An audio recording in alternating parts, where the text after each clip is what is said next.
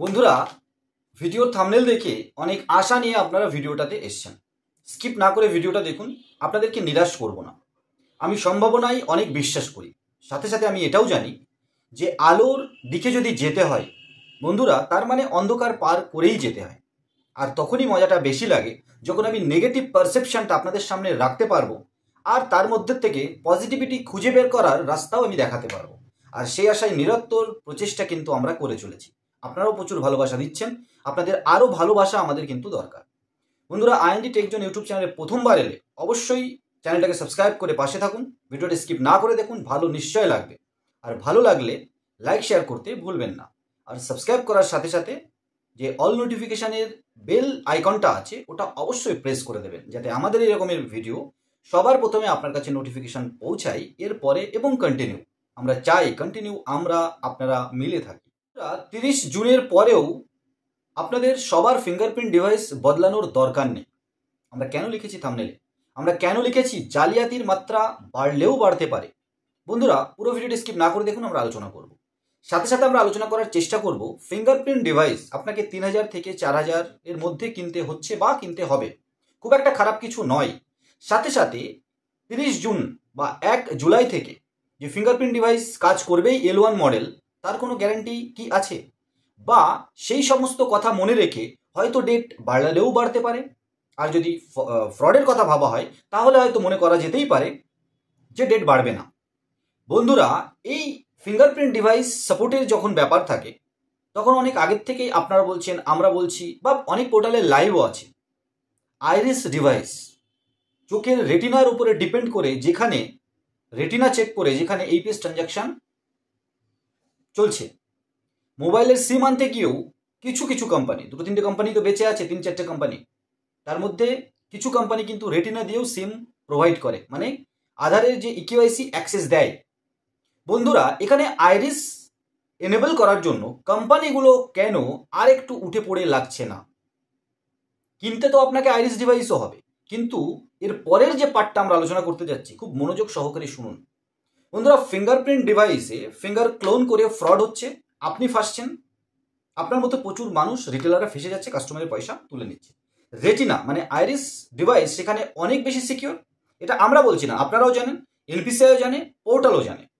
হয়তো fingerprint device থেকে একটুখানি দাম বেশি লাগে আইরিস ডিভাইসের, কিন্তু সেক্ষেত্রে যেহেতু ফ্রডের মাত্রা, ফ্রড করার যে চোখের রেটিনার সাথে ফ্রড করা অতটা সহজ নয়। বন্ধুরা, কাস্টমার ফিঙ্গার দিতেও তো আপনার দোকানে আসছে, এটা এনপিসিআই কোম্পানি সবাই জানে। কাস্টমার রেটিনা দিতেও আপনার দোকানেই আসবে। রেটিনাতে যেহেতু ফ্রডের মাত্রা কম হয়, তো কোম্পানি, আপনারা এত তাড়াতাড়ি করার থেকে এই কোম্পানিগুলো আইরিস ডিভাইসকে এনেবল করার জন্য তাদের পোর্টালে কেন উঠে পড়ে লাগছে না? কেন কোম্পানিগুলো আপনাদেরকে বলছে না বা এনপিসিআইকে বলছে না যে দাঁড়ান, আমরা আইরিস এনেবল করে দিচ্ছি আমাদের পোর্টালে, আর রিটেলারদেরকে আমরা আইরিস কিনতে বলি? এখানেও কি মনোপলি? বলি একটু শুনুন। আসলে আমি সম্ভাবনায় বিশ্বাস করি, আর আমার কথার সাথে সবাই একমত হবেন। সেটা আপনি হতে পারেন, কোনো ইউটিউবার হতে পারে, নাও হতে পারেন, কিন্তু আমার এই কথাগুলো যুক্তিযুক্ত কিনা বা সমস্ত আমি ঠিক বলবো এরকম পাগলামিও আমি করবো না যে সমস্ত আমি ঠিক বলছি। আমার পারসেপশনটা আমি বলছি। বন্ধুরা, ফিঙ্গারপ্রিন্ট ডিভাইসে আপনি এক পোর্টাল থেকে আরেক পোর্টালে করলেন, ফিঙ্গার মিসম্যাচ হলো, কাস্টমারের ফিঙ্গার মিসম্যাচ হলো, ব্লক করে দিল। তার মানে হয়তো আবার আপনাকে ফিঙ্গারপ্রিন্ট ডিভাইস কিনতে হবে। কোথা থেকে কিনবেন? হয় অনলাইন মার্কেট, আর নাহলে যে কোম্পানির সাথে কাজ করছেন সেই কোম্পানিগুলো মাল্টিবার আপনার ডিভাইসগুলো বিক্রি করার জন্য, কারণ এই কোম্পানিও তো এই ডিভাইসগুলো বিক্রি করে, আমি জানি, রেটিনা ডিভাইসও বিক্রি করবে, আইরিস ডিভাইসও বিক্রি করবে, কিন্তু যেহেতু ফ্রড কম হয়, আপনার রেটিনা ডিভাইস মানে আইরিস ডিভাইস ব্লক কম হবে, আপনার কাছ থেকে ফ্রড ট্রানজাকশন কম হবে, কাস্টমারও ফ্রড করতে আসতে পারবে না, বা ওটাকে করা বোধহয় ফ্রডদের পক্ষে খুব একটা সহজ হয়ে উঠবে না, যদিও অসম্ভব বলে কিছু হয় না। এই যে L1 ডিভাইস নিয়ে আসছে বিভিন্ন কোম্পানি, আপনার কি মনে হয় যারা ফ্রড করছে, যারা ফ্রড এই L0 দিয়ে করছিল, L1 ডিভাইসের জন্য তাদের সফটওয়্যার আপগ্রেড করছে না, তার কি গ্যারান্টি আছে?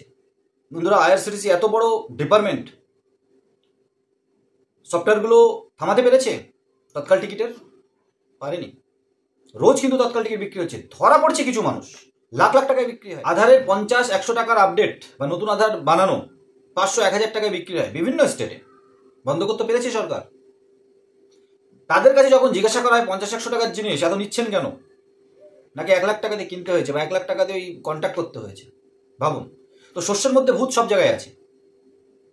তো রিটেলারদের, এজেন্টদের এত পরিমাণে ডিভাইস কেনানোর থেকে কোম্পানি তো আপনাদের জন্য এত করে, আরেকটু করুক না, আইরিস ডিভাইসটা এনেবল করে দিক পোর্টালে, কিছু খরচ হবে ডেভেলপার। তো এই L1 ডিভাইস মার্চ করার জন্য, L1 ডিভাইসকে অ্যাক্টিভ করার জন্য, এনেবল করার জন্য তো খরচ করতে হচ্ছে, ডেভেলপারকে পয়সা দিতে হচ্ছে। ফ্রড হওয়ার চান্স একদম যে থাকবে না তার তো না, L1 ডিভাইসেও ফ্রড হতে পারে, কিছুদিন হয়তো ওয়েট করতে হবে। তারপরে ওদেরও তো ডেভেলপার আছে। বন্ধুরা, খুব নিরপেক্ষভাবে ভাববেন, কারণ যে মানুষগুলো তালা চুরি করার জন্য চাবি তৈরি করছে, তালার প্যাটার্ন চেঞ্জ করে দিলেন, কিছুদিন পরে কোনো সাবানের উপরে থাবা মেরে নিয়ে যাবে না, নতুন তালা চাবি তৈরি করে ফেলবে না, তার কোনো গ্যারান্টি আছে? কিন্তু আইরিস ডিভাইসে রিপোর্টটা কিন্তু বেশি ভালো। সাথে সাথে APS ট্রানজাকশনে কাস্টমারের মোবাইল নাম্বারের উপরে OTP আসা, এগুলোর উপরে NPCI কোম্পানি কেন জোর দিচ্ছে না? নাকি এখানেও মনোপলি? জালিয়াতি বাড়বে না বন্ধুরা, আপনারা যদি একটু সাবধান থাকেন, রেজিস্টার মেনটেন করেন, একটু ভিডিও ক্যামেরা ইউজ করেন, ফিঙ্গার রেখে দেন, আধারের কপি একটা রেখে দিতে পারেন। যদিও ডিজিটাল যুগটা এসেই ছিল ফিজিক্যাল ডকুমেন্টসগুলো অ্যাভয়েড করার জন্য, কিন্তু ফ্রডের মাত্রা বেড়ে যাওয়াতে আপনাকে এগুলো এখন রাখতে হবে আপনার সেফটির জন্য। কাস্টমার ফ্রড করলে অবশ্যই কাস্টমারকে ধরবে, কিন্তু আপনার যে দিকটা আছে আপনি কিন্তু সেই দিকটা একদম আটসাট করে রাখবেন, যাতে আপনাকে ফল্টে না ফেলতে পারে কোম্পানি বা NPCI। আর ফিঙ্গারপ্রিন্ট ডিভাইস অবশ্যই আপনাকে 30 জুনের পরে, মানে 1 জুলাই থেকে আপডেট করতে হবে। আইরিস ডিভাইস যে পোর্টালে নেই, কিছু পোর্টালে তো আছে, সাকসেসফুলি রান করছে, শিফট করে যান। হয়তো আপনার কাছে আইরিস ডিভাইস আছে, তার মানে আপনার চেঞ্জ করার দরকার নেই, আপনি পোর্টাল শিফট করে দিন। অটোমেটিক্যালি কোম্পানিগুলো আইরিস এনেবল করে দেবে, সাকসেসফুলি করে দেবে।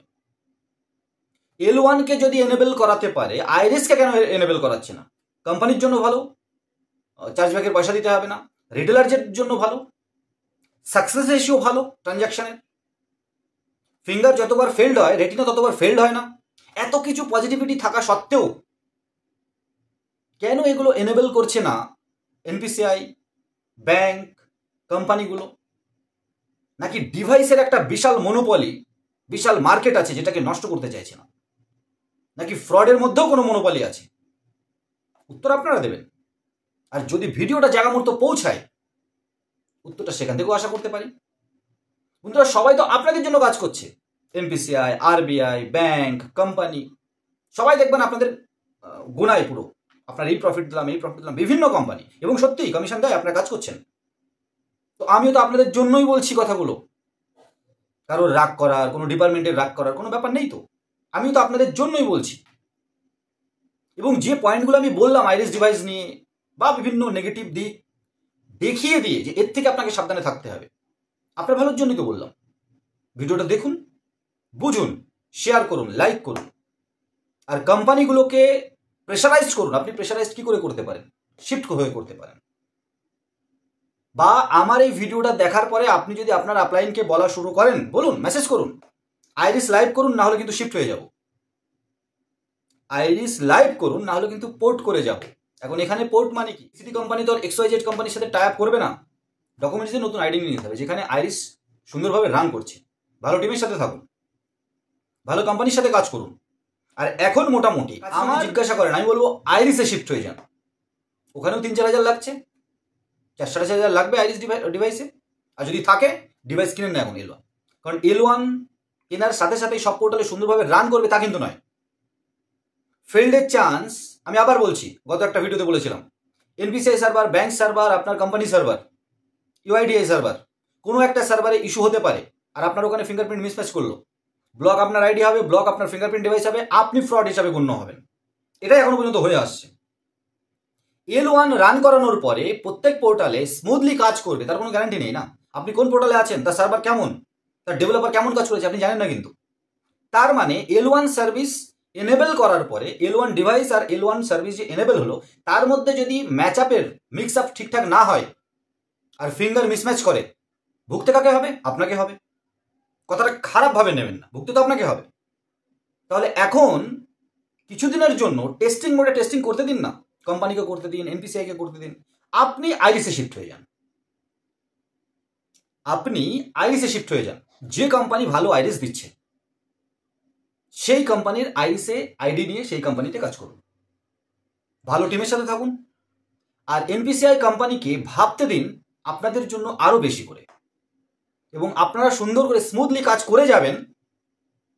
এই জন্য অবশ্যই আমাদের জয়েন করতে পারেন, আমাদের সাপোর্ট সিস্টেমে আসতে পারেন।